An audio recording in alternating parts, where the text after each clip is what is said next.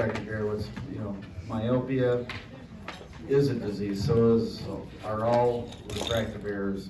It's the reason I went into ophthalmology.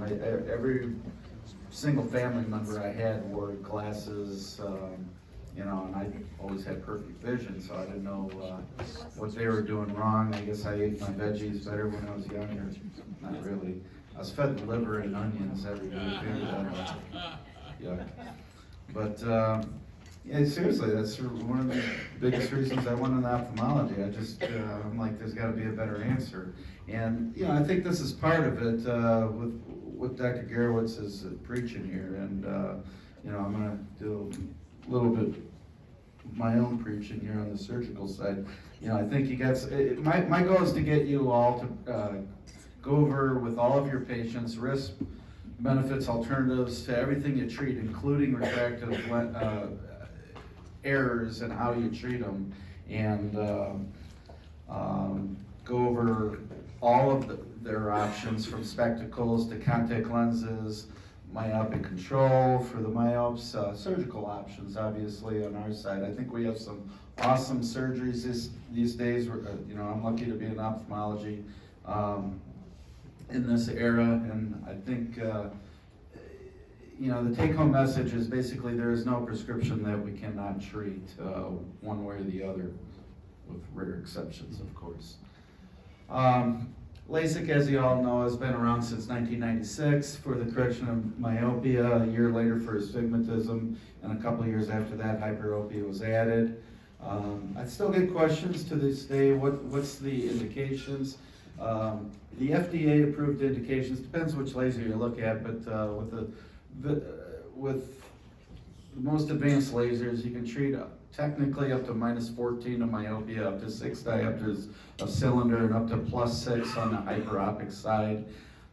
For a lot of reasons, some of these extremes don't make sense to treat with LASIK because we have better options, or there may be too many side effects for some of the extreme prescriptions.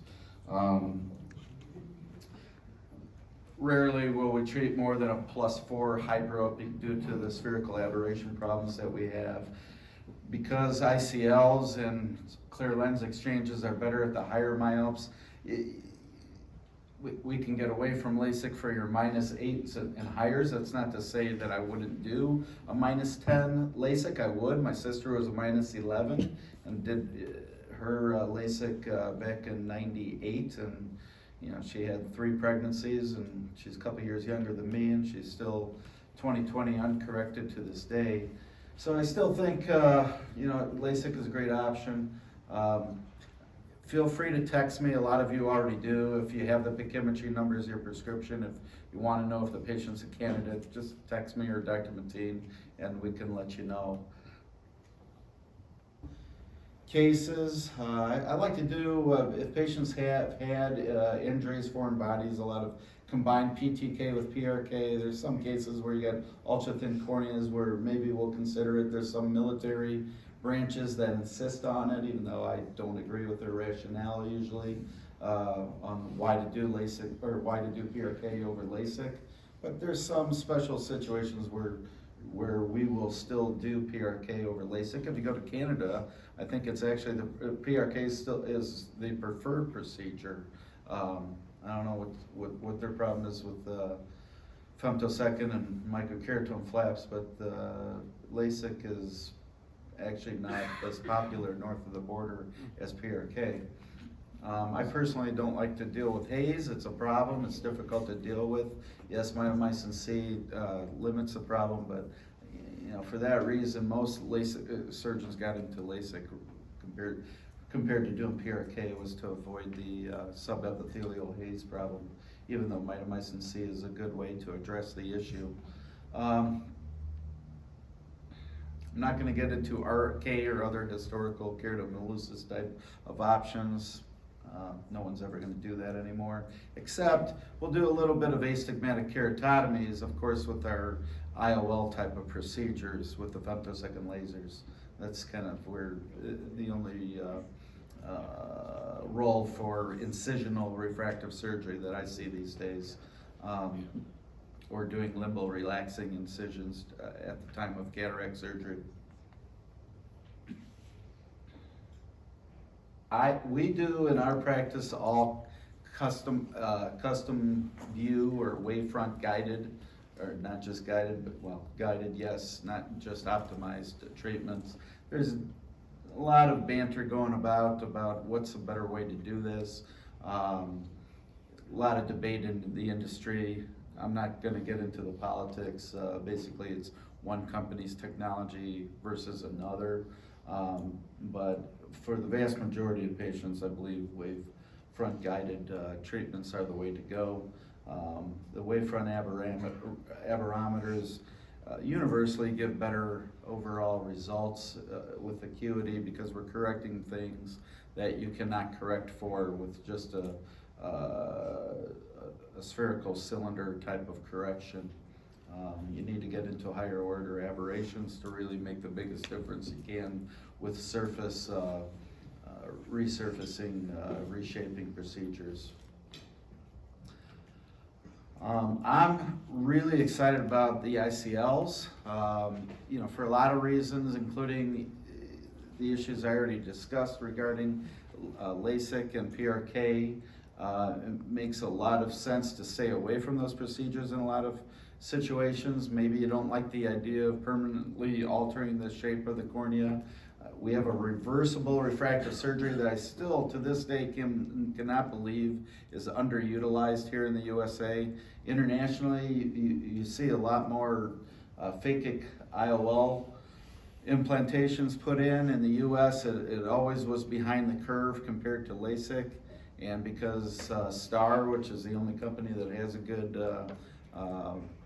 phakic IOL, doesn't have the marketing budget that J&J and Alcon do, that's why the ICL just has not taken off. It's purely for marketing reasons. But I want you to keep in mind, I get a lot of texts, I strongly encourage it, and I have no qualms doing ICL on any patient where it's indicated for. The formal indication for ICLs are -3 to -20. You're reducing myopia technically from -16 to -20. You're correcting it for refractive errors less than -16, and we can treat few diopters now of cylinder with the toric ICL version. What's the maximum on the cylinder on the toric ICL, Melissa? 4. We can treat up to 4 diopters. I will do a lot of bioptics procedures. If we have a patient with more cylinder than that, we can do kind of a combination sometimes of ICL with the LASIK. But now we're getting a huge inclusion as far as criteria, as far as what we could, percentage of patients. There's not too many patients with more than 4 diopters of cylinder, but for the few patients that you have, yes, we can get all of that cylinder potentially with a combination of the toric ICL and Do you have to do LPI the same day or? and LASIK. Before. Laser PIs still have to be done. The question is, can we do laser PIs on the same day as the implantation? The answer is technically no. There are many devices that have been tried for this, but there will be an Evoke ICL which has openings all the way through and through. It is available internationally. We're hoping in the next year or so we'll get the approval here in the USA so that we won't have to do laser iridotomies. But that's one of the biggest hang-ups why why it costs more, because there's more chair time, more that we have to do to get a successful surgical result with the ICLs compared to a LASIK. You're just talking basically one consult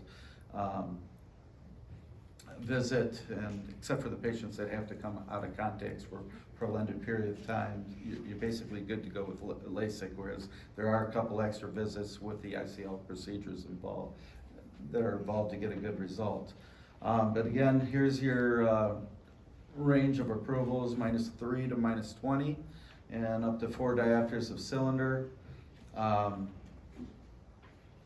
Technically indicated between ages 21 and 45. You can do outside of that, off-label, and I have done down to 18-year-olds. They do just as well. It's just the company did not do the studies with sufficient numbers to get a lower age of on their formal indications. And yes, there are going to be patients where you astutely will want to wait until you're sure that they are refractively stable, because you know, as you all can tell me, some patients aren't done changing, especially males, until their early 20s. But in a lot of situations, the patients are already stable by age 18, and where you see the refractive stability, I don't have a problem doing the SELs in under age 21, even though, you know, the company cannot formally endorse that because that would be off-label. And yes, I've done a couple patients older than age 45. Now, you know, after age 50, it kind of makes more sense, I think, with all of our advanced technology, cataract type of IOLs, to just go straight to a clear lens exchange type of procedure once you start getting 50 and older. But, you know, there's always the exception to the rule, and there's a couple gray areas. You know, if you have any questions, you're wondering, you know, what's the best procedure, you have someone who's in your chair that's interested in doing surgery, contact us. Let's talk it out. There's not a right or wrong answer in a lot of situations, and there's a couple different ways we can go in a lot of situations. So, you know, discuss the age, the pachymetry, the refractive numbers. You know, talk to us about it, and we can come to a collective decision as to what's the best surgery for your patient. I'm going to get into this more in a little bit, but I just got a text a couple days ago from an optometrist in the city. She has a 39-year-old gentleman who's a -40 myope, looking for surgical answers. And yes, we can get that with a clear lens exchange. We may or may not have to do some sort of enhancement afterwards, but it's entirely possible, depending on, we don't know what the patient's exact axial length and corneal curvatures are, but it's possible we might be able to get rid of the whole prescription with some sort of piggyback IOL situation in the eye. So there is no prescription we cannot treat. I recently did a -32 myope. I got rid of as much as we could with the ICL procedure, and then I did a LASIK follow-up to knock out the rest of the myopia. And the patient was uncorrected 20/25 -2, and the patient at best corrected with spectacles preoperatively was 20/40. So I feel pretty good about that one.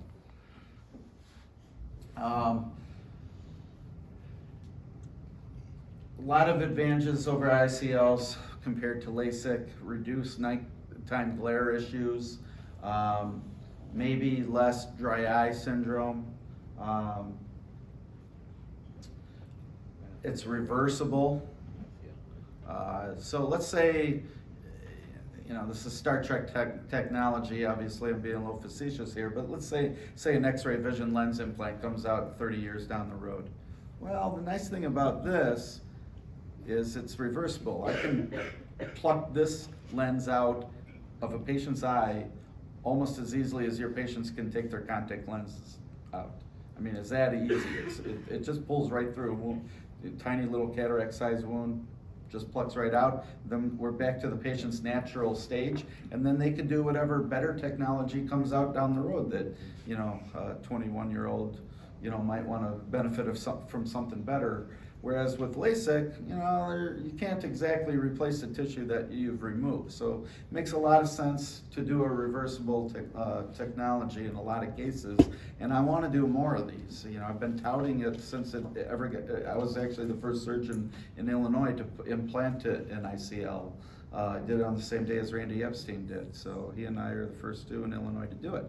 You know, I think we should be doing more and more of these, and I want you thinking about doing these procedures or encouraging them for your patients more and more. Dr. Goodwin.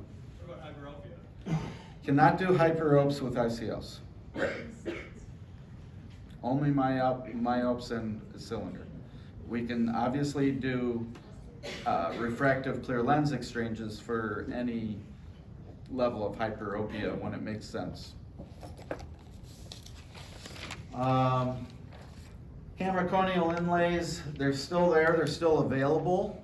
We can do them. It's kind of a niche market where, you know, you have your early presbyope of 45 to, you know, you could argue mid-50s. You're working with the pinhole phenomenon to increase the depth of focus.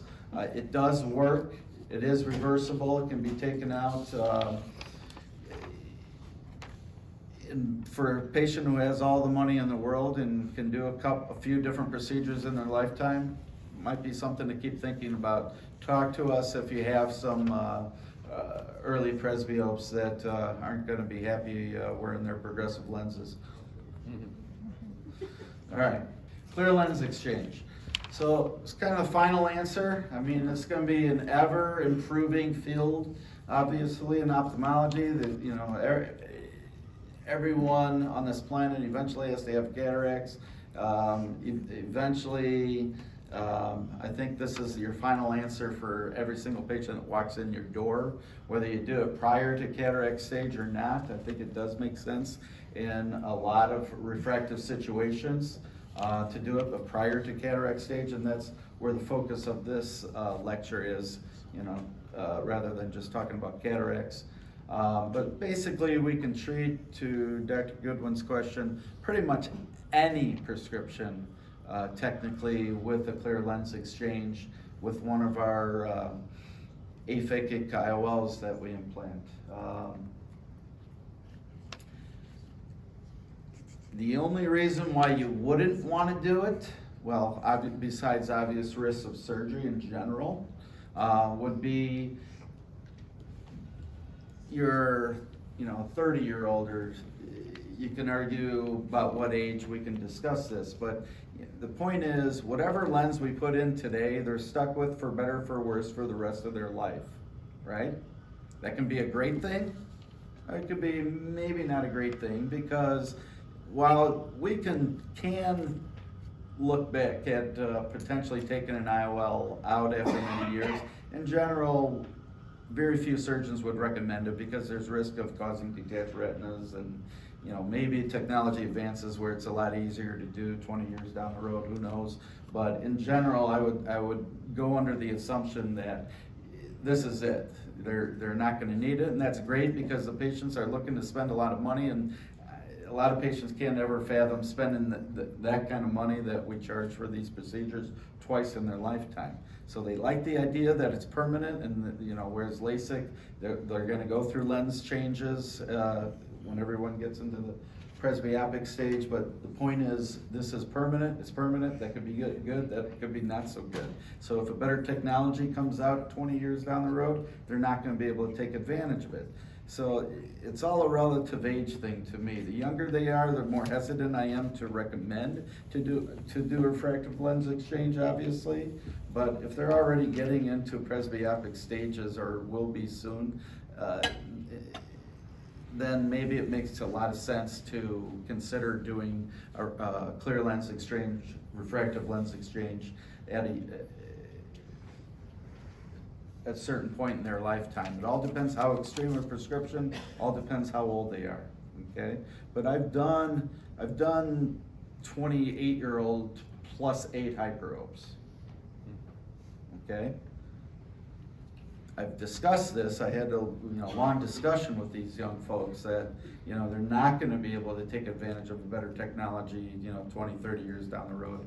But they're so debilitated by their spectacle correction, they're having so many problems aberration-wise, couldn't tolerate contacts in a couple situations, that I would consider it.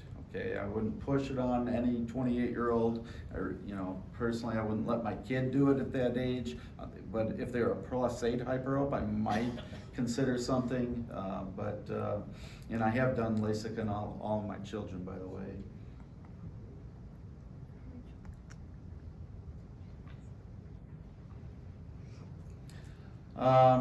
Okay, so types of lenses. This is a chart, and for those of you who co-manage with us, you're familiar with the chart of all the options that we give regarding cataract or IOL type of surgeries. There's various costs. I don't know if this slide is completely up to date. I think it is. But basically, we have the extended depth of focus class, we have an accommodative class, we have a multifocal, we have a pseudo-accommodative nanoflex technology, we have a single vision toric option, as well as a monofocal basic lens option. We use aura measurements with everyone to increase the accuracy of our measurements. We're gonna do femtosecond laser surgery on any refractive type of patient, or we would strongly advise that we do a femtosecond laser technology on their procedure. Right now, the Symphony is our go-to lens for most patients.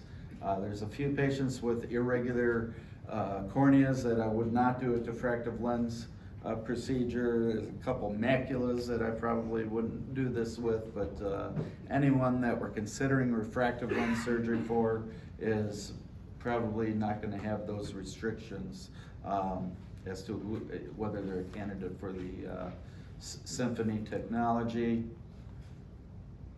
I'm not going to get into exhaustive talk about how the extended depth of focus technology works. Basically, it's an adaptation of the multifocal technology. It is not technically considered a multifocal lens. You could argue, you know, what's your dividing line about calling it multifocal versus extended depth of focus. But suffice it to say, they made enough changes in the diffractive lens technology that it really is a whole different animal from the older generation multifocals, which we don't do too many of.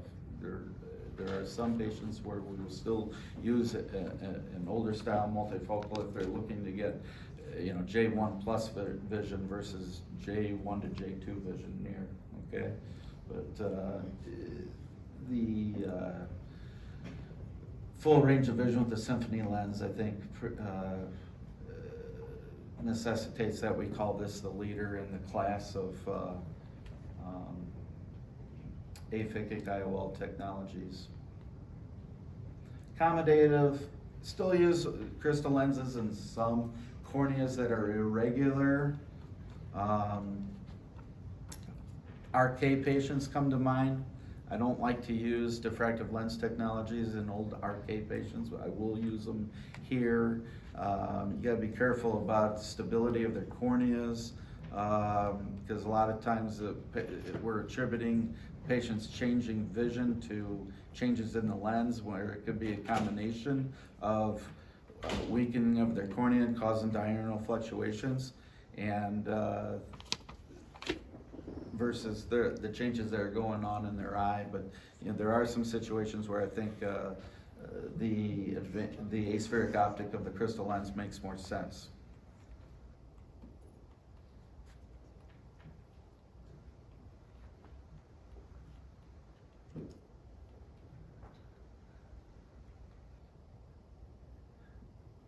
Nanoflex was the earlier version of essentially what the crystal lens was developed out of. It's an in-between option, doesn't cost quite as much, underutilized, really great material. We can talk to you more about that if you want to get into your refractive lens choices. And I'm going to pretty much leave it at that. Any questions? Thank you.